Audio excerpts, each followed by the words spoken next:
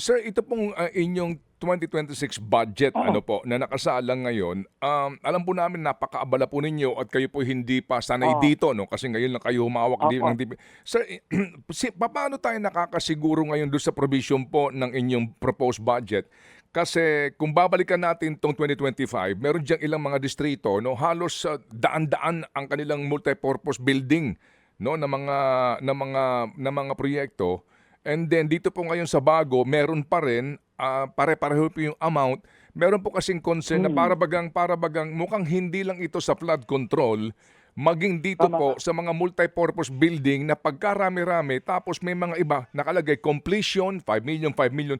Pag hinanap mo naman yung pinanggagalingan nun, wala naman doon sa mga unang GAA na may ganung proyekto. Baka nga daw po we allocate funds in the same project pero matagal nang tapos o either ghost. Tama po.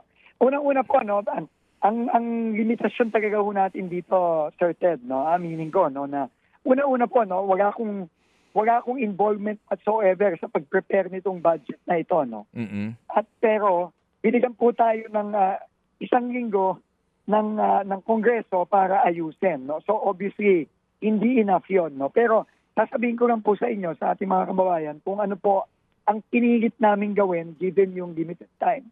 Unang-una po, tinanggal na natin ang lahat ng flood control. Wala na pong flood control na locally funded. Meron pong natitirang roughly 15.7 billion for flood control. Pero ito po, lahat ay foreign assisted project. No, ito po ay mga pondado ng ADB, ng World Bank, ng Japan, na talagang binabantayan po, no, at ongoing na po ito. So, yun po, kampante po tayo na hindi po yan magagawa yung ginawa nila dito sa mga locally funded. Yun po ang unang-una. Ang ikalawa po, pinigit po natin talagang hanapin yung mga completed na proyekto nung nakaraang mga taon na pinopondoan pa rin ngayong 2026.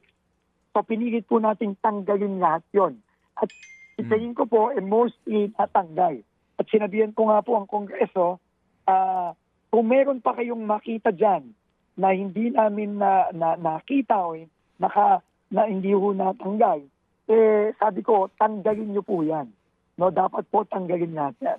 Tatlo po, yung pong mga phasing, no, yung mga napakaraming mga phase 1, phase 2, phase 3, mga ganyan, no, na 90 million, 100 million, 140 million, yun din po ay lininis natin, no? At pinigit natin i-consolidate kasi sabi nga po ni Secretary Dave Singson, mukhang obvious naman kung bakit ginagawa yon. Para lang ma-meet na nasa loob pa rin nung mga distrito, yung mga proyekto yon. Pero pinigit po namin i-combine na yan para po yan ay aakyat either sa region or kung lampas 400 million na, aakyat na yan sa central office. Pero again, mahirap pong hanapin yan lahat. Pero pinilit po namin. Pero again, kung may makikita po ang Kongreso, dapat po i-combine na lang po yan or tanggalin yung ibang mga phases.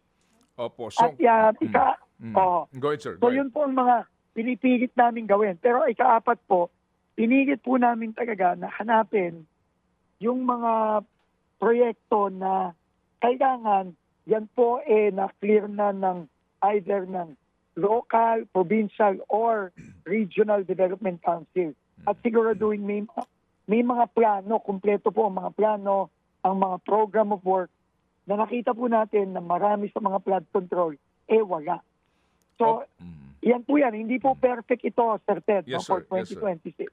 Mga kapatid, brothers and sisters, saan ka pa? Dito na tayo sa totoo.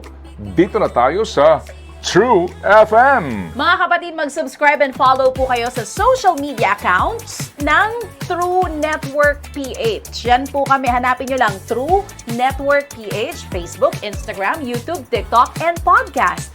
Mapa Apple or Spotify man yan, mahahanap nyo kami. Lahat ng mga napapanood at napapakinggan nyo po sa programa, nasa social media accounts namin yan. So, paano mga kapatid? See you sa social media!